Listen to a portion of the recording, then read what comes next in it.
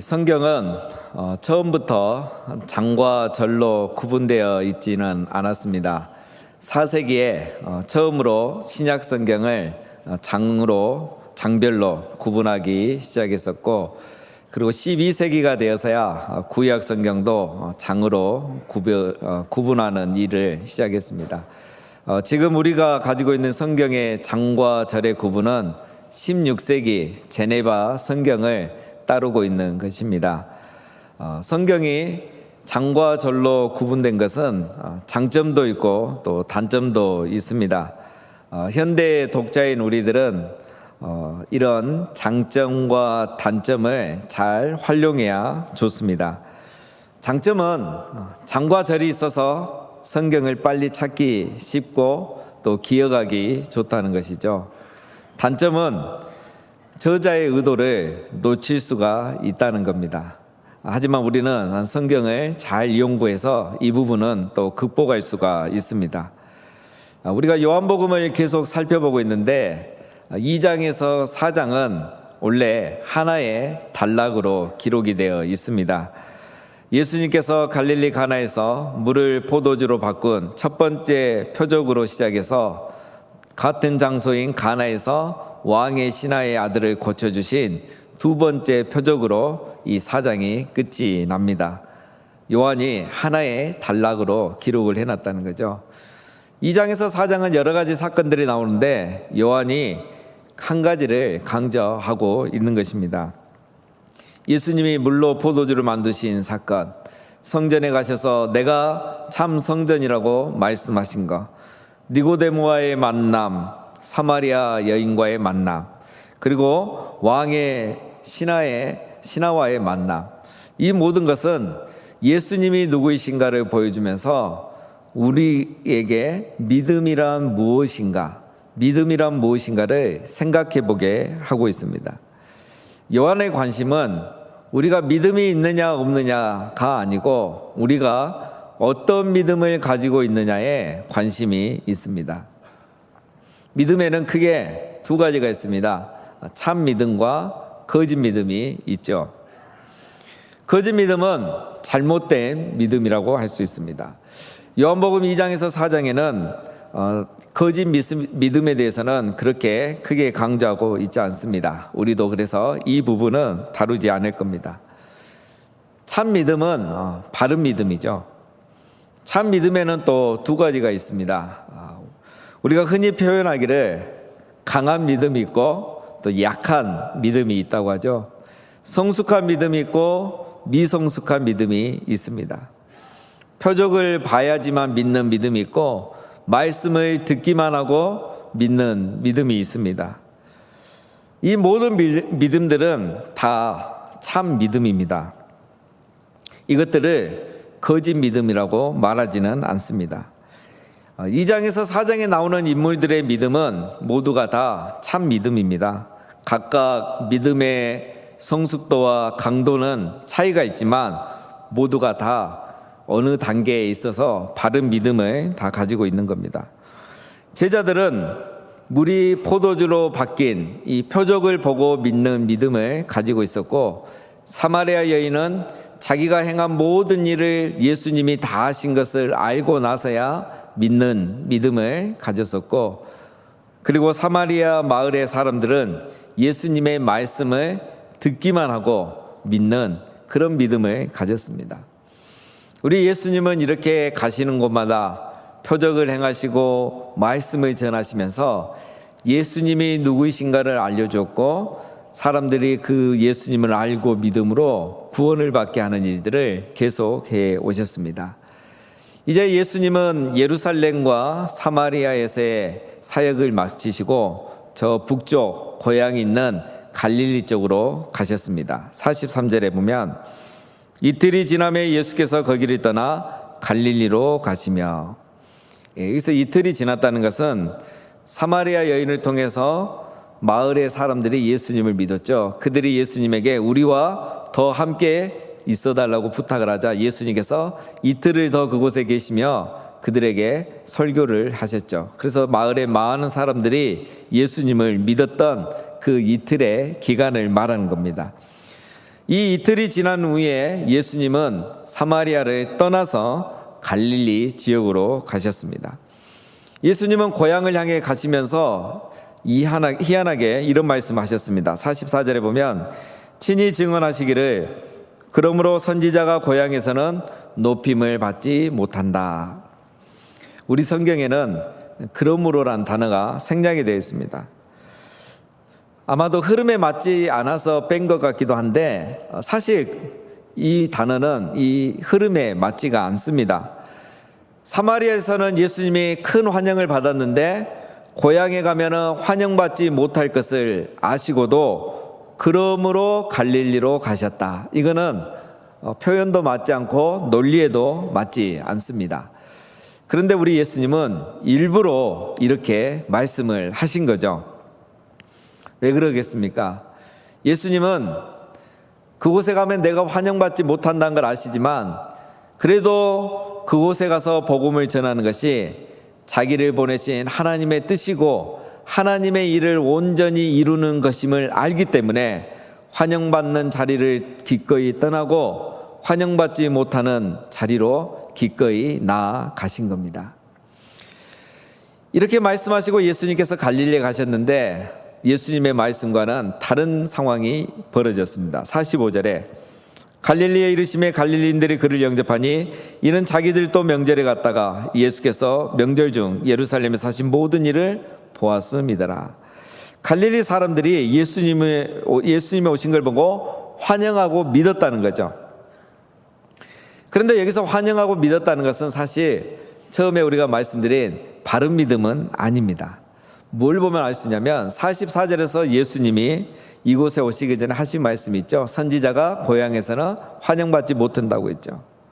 또 48절에 나중에 보면 예수님께서 너희는 표적과 기사를 보지 않냐면 도무지 믿지 아니하리라 라고 말씀하신 걸 보면 이들의 믿음이 바른 믿음은 아니라는 겁니다. 지금 이 갈릴리 사람들은 예수님이 오신 걸 보고 구원자 예수님을 믿은 것이 아니라 자기들이 바라는 예수님, 자기들이 기다리던 기적을 이루실 예수님을 그들은 환영하고 믿었던 것입니다. 왜냐하면 그들은 며칠 전에 예수님과 함께 명절, 절기를 지키기 위해서 예루살렘에 있는 동안 예수님께서 성경에 기록되지 않은 많은 표적과 기사를 행하는 걸 그들은 봤던 것이죠. 그래서 이 갈릴리에 오셔서도 고향이기 때문에 더 많은 기적을 행하실 거라고 그들은 기대하고 그 예수님을 환영하고 믿었습니다.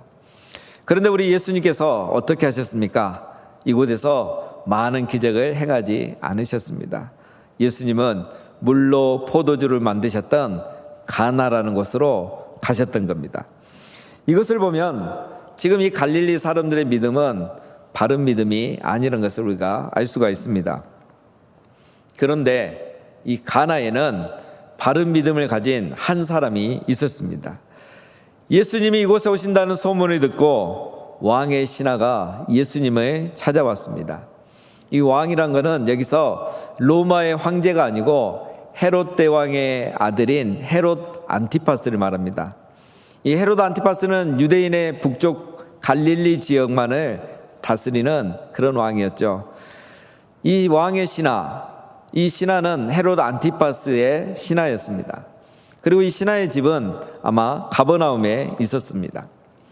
그가 예수님을 이렇게 찾아온 이유는 아들이 병들었기 때문입니다. 가버나움에서 가나까지의 거리는 약 30km입니다. 지도를 보시면은 가버나움은 저 갈릴리오스 북서쪽에 있고 그리고 가나는 갈릴리오스 저 남서쪽에 있습니다. 걸어서 오기에는 가까운 거리가 아닙니다. 왕의 신하, 이 아버지는 이 먼 길을 예수님을 만나기 위해서 왔습니다. 왕의 관리라는 이 모든 체면을 다 내려놓고 아들을 고치고자 하는 이 간절한 마음 하나 가지고 여기까지 왔습니다. 그리고 드디어 예수님을 만나게 되었죠. 그가 이렇게 말합니다. 47절에 그가 예수께서 유대로부터 갈릴리로 오셨다는 것을 듣고 가서 청하되 내려오소서 내 아들의 병을 고쳐주소서 하니 그가 거의 죽게 되었더라. 왕의 신하는 예수님께 간절하게 청하고 있습니다. 예수님, 빨리 가버나움으로 내려오셔서 빨리 내 아들의 병을 고쳐주세요. 빨리 와서 고쳐주지 않으면 내 아들이 곧 죽습니다. 이렇게 간절히 청했던 겁니다. 여기서 이 청하다라는 단어는 한 번 청하고 끝난 것이 아니고 계속 반복해서 부탁을 했다는 그 미완료 시제입니다. 그러니까 이 신하가 한 번만 예수님 찾아서 도와달라고 했던 게 아니에요. 이미 여러 번 예수님을 찾아왔고 무시당했고 그냥 패스당했던 거예요. 그런데 신하는 포기하지 않고 계속 예수님을 쫓아다니면서 자기 아들을 낳게 해달라고 계속 부탁을 해왔다는 겁니다. 이런 아버지에게 예수님께서 뭐라고 하십니까? 48절에 너희는 표적과 기사를 보지 아니하면 도무지 믿지 아니하리라. 여기서 너희는 2인칭 복수입니다. 그러니까 왕의 신하와 그곳에 있는 갈릴리 사람들을 다 포함하는 거죠.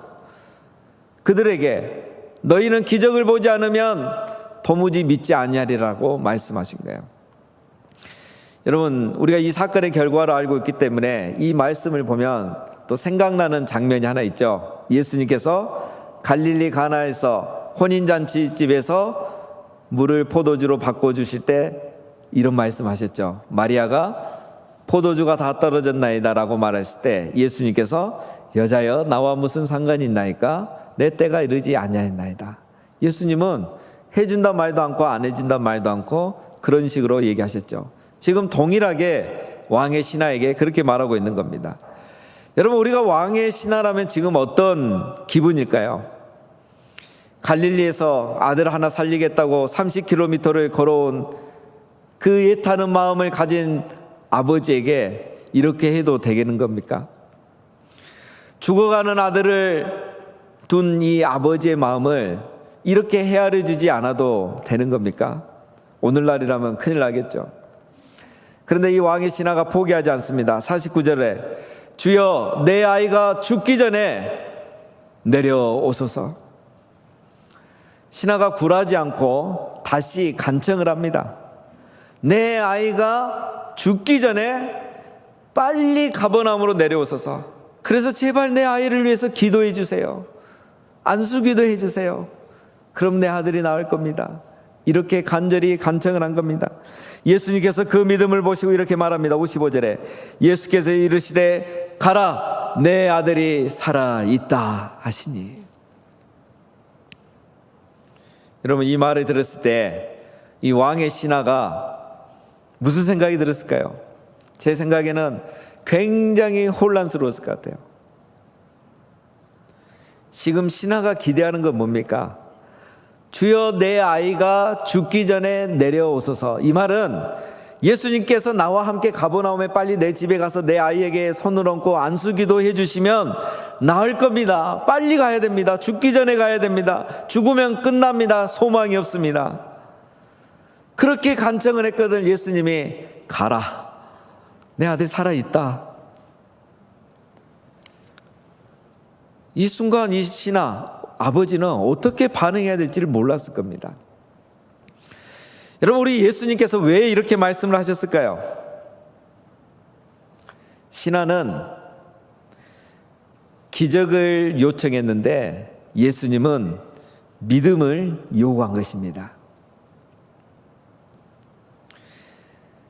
신하는 아들이 낳는 기적을 요구했는데 예수님은 그 아버지에게 먼저 믿음을 요구하신 거예요. 믿음이 없으면 내려갈 수가 없겠죠. 아들이 죽어가는데 시간이 촉박한데 예수님이 왜 이렇게 말씀하셨겠습니까? 아버지의 관심은 죽은 아들을 살리는 것에 있지만 예수님의 관심은 죽어가는 아들의 아버지를 살리는 것에 있기 때문인 겁니다. 아버지는 아들의 육신의 생명을 살리고 싶었지만 예수님은 그 아버지의 영원한 생명을 살리고 싶으셨던 것입니다. 마치 사마리아 여인이 목마르지 아니하는 생수를 원했대 예수님은 영원토록 샘솟는 듯한 샘물을 그에게 주고자 하셨던 것과 같습니다. 예수님은 육신의 생명만 살리는 기적이 아니라 아버지에게 영원한 생명을 주는 표적을 보여주고자 하셨던 것입니다. 여러분, 만약에 왕의 신하가 이 바른 믿음을 갖지 못했다면, 오늘 예수님의 이런 반응으로 인하여 믿음을 갖지 못하게 됐다면 아들이 죽게 되었을 겁니다. 그리고 만약에 하나 아들이 살아났다고 한들 아들은 영원한 생명을 얻을 수도 없고 자기와 가족들도 영원한 생명을 얻을 수 있는 기회를 갖지 못하게 되는 거죠. 그래서 예수님은 기적을 보고 믿는 믿음이 아니라 내 말을 듣고 믿는, 말씀을 듣고 믿는 믿음을 신하에게 요구하신 겁니다. 여러분, 이 신하가 이 말을 듣고 어떻게 반응합니까? 그 찰나에 우리 같았으면 예수님, 가버나움까지 가기 싫으면 싫다고 하십시오. 왜 이렇게 말하십니까? 하지 않았겠습니까? 근데 신하는 이렇게 말합니다. 50절에 그 사람이 예수께서 하신 말씀을 믿고 가더니, 신하는 예수님의 말씀을 믿은 거예요. 포기하고 간 것이 아니라 내 아들이 살아있다는 이 말씀을 믿고 간 것입니다. 갔는데 어떤 일이 일어났습니까? 가는 동안에 종들이 자기 아들이 낳았다는 소식을 들려주기 위해서 내려오고 있었어요. 길에서 그들을 만나서 언제 이렇게 병이 낫느냐고 물어보니까 어제 7시, 오늘로 하면 오후 1시에 병이 낫기 시작했다고 말했습니다. 예수님이 내 아들이 살아있다라고 말씀하신 그때였던 거죠. 여러분, 신하가 이 순간에 얼마나 놀랬겠습니까? 왕의 신하가 이 순간에 무엇을 깨달았을까요?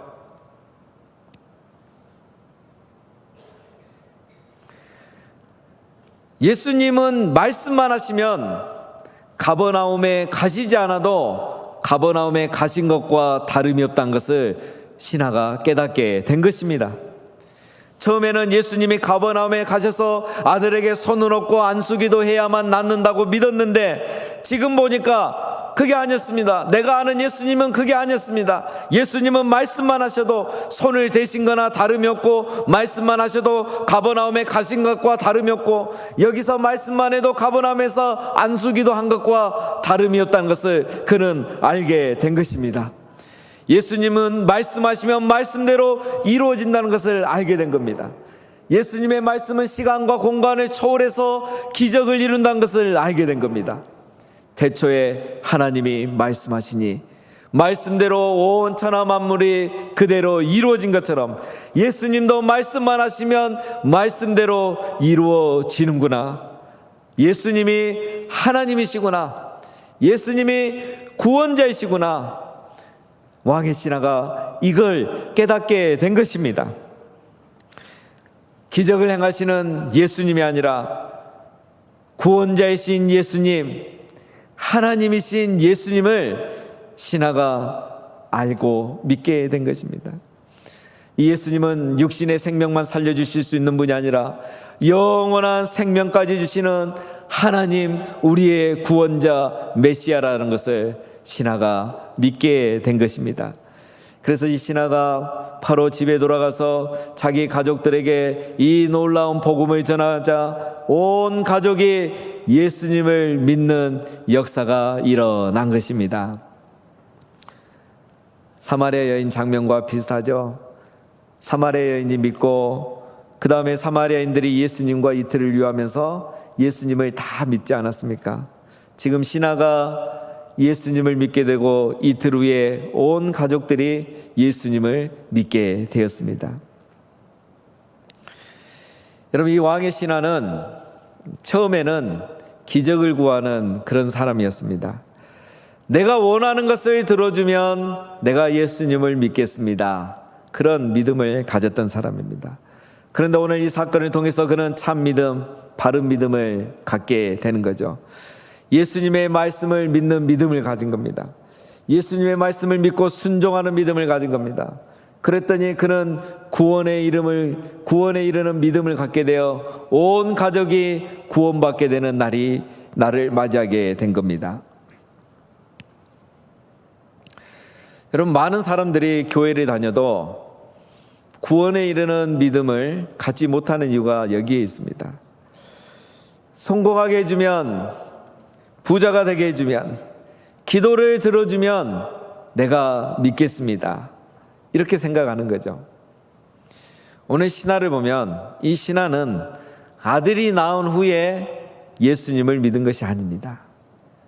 신화는 아들이 낳았다는, 아들이 살아있다는 예수님의 말씀을 믿었더니 아들이 살아난 것입니다. 아들이 살아나서 믿은 것이 아니라 믿었더니 아들이 살아난 것입니다. 기적을 보고 믿은 것이 아니라 믿었더니 표적이 일어나고 표적을 보고 예수님을 믿게 된 것입니다. 여러분, 우리가 믿으면 무슨 표적을 보게 됩니까? 아들이 낳는 기적을 보게 되고 예수님이 하나님이라는 표적을 보게 되는 것입니다. 바로 이것이 사도 요한이 계속 강조하고 있는 믿음이에요. 왕의 신하는 처음에는 아들이 살아있다는 말씀을 믿는 믿음을 가졌지만 나중에는 예수님이 하나님이시고 구원자시라는 믿음을 갖게 되었던 거죠. 말씀을 믿는 겨자씨 같은 믿음이 있었고, 그 겨자씨 같은 믿음으로 순종했더니 산이 옮겨지는 기적과 같은 죽어가는 아들이 살아나는 기적이 일어났던 것입니다. 그리고 이 겨자씨 같은 믿음은 자라서 이제 구원에 이르는 믿음이 된 거죠. 그래서 신하와 그의 온 가족이 구원에 이르게 되는 믿음으로 자라간 것입니다. 이 겨자씨 같은 믿음이 아들을 낳는 기적을 보게 하고 또 예수님을 믿는 표적을 보게 했던 것입니다. 바로 왕의 신하는 믿음으로 믿음에 이르는 복음의 능력을 지금 경험한 것입니다. 이것이 바로 복음의 능력, 말씀의 능력, 믿음의 능력인 것입니다. 사랑하는 성도님 여러분, 우리에게도 아들을 살려달라고 하는 이 아버지처럼 예수님께 간청해야 할 일들이 언제든지 일어날 수 있습니다. 그럴 때 우리는 왕의 신하처럼 겨자씨 같은 믿음으로 말씀을 믿고 예수님 앞에 나아가시면 되는 겁니다. 겨자씨 같은 믿음일지라도 그 믿음을 가지고 예수님 앞에 나가면 기적을 보게 되고 표적을 보게 될 줄로 믿습니다. 오늘 본문을 보면 요한이 이 기사를 이렇게 마무리합니다. 54절에 이것은 예수께서 유대에서 갈릴리로 오신 후에 행하신 두 번째 표적이니라. 요한은 물로 포도주를 만든 첫 번째 표적을 2장에서 기록을 했고 오늘 이 두 번째 표적을 4장 마지막에 기록을 했습니다. 5장부터 이제 5가지 표적이 더 나옵니다. 총 7가지의 표적이 있죠. 그런데 요한이 첫 번째, 두 번째 표적은 세고 기록을 했는데 5장부터는 세 번째 표적부터는 세지 않습니다. 세 번째란 기록이 없습니다. 왜 그렇게 했을까요? 요한이 두 번째 표적까지는 세워놓고 7개의 표적을 기록해 놨으니 이제 앞으로는 우리들이 겨자씨 같은 믿음으로 말씀을 순종해서 우리 삶 속에서 계속되는 표적을 세워보라는 의도가 아니겠습니까? 사랑하는 성도님 여러분, 오늘 또 우리의 삶 속에 찾아오셔서 표적을 행하시는 그 예수님을 경험함으로 겨자씨와 같은 이 작은 믿음으로 예수님 앞에 나가서 구원에 이르는 믿음을 갖게 되어 믿음으로 믿음에 이르게 하는 이 복음의 능력, 말씀의 능력, 믿음의 능력을 날마다 경험하며 사시는 우리 모두가 다 되시기를 주님의 이름으로 축원드립니다. 기도하겠습니다.